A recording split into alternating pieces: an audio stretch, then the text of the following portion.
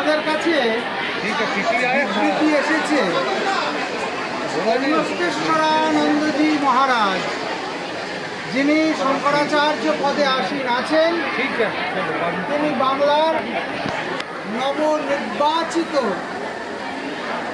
মুখ্যমন্ত্রীকে ধ্বস্ত করেছেন, হেয় প্রতিপন্ন করেছেন এবং ধিক্কার জানিয়েছেন।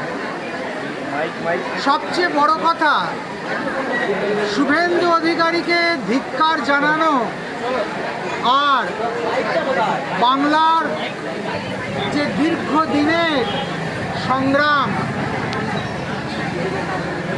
সেই সংগ্রামকে নকারাত্মক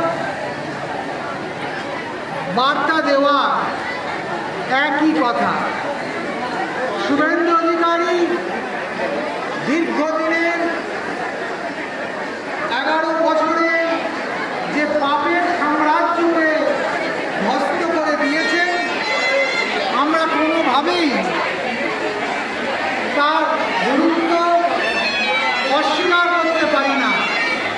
তাই শুভেন্দু অধিকারীকে যখন ধিক্কার জানানো হয়, তখন বাংলার কৃষ্টি, বাংলার সংস্কৃতি, বাংলার আপামর জনমানসকে ধিক্কার জানানো হয়।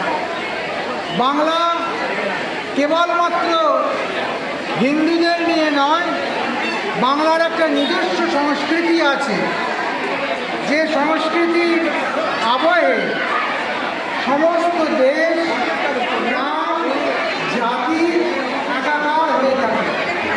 তাই যারা এবং যে মহাত্মাই বাংলাকে এইভাবে ধ্বস্ত করবার চেষ্টা করছেন, হেয় করবার চেষ্টা করছেন, আমরা সমবেতভাবে তার প্রতিবাদ করছি। আমরা এর প্রতিবাদ জানাই যে ভারতবর্ষের যে দীর্ঘদিনের সংগ্রাম, সনাতনীদের যে স্বপ্ন, সেই স্বপ্ন শুভেন্দু বাবুর হাত ধরে সাকার হয়েছে।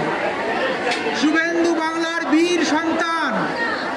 সেই বীর সন্তানকে যারা হেয় করবেন, সেই বীর সন্তানকে যারা কোনোভাবে স্বীকার করবেন না, আসলে তারা বাংলাকেই হেয় করতে চান।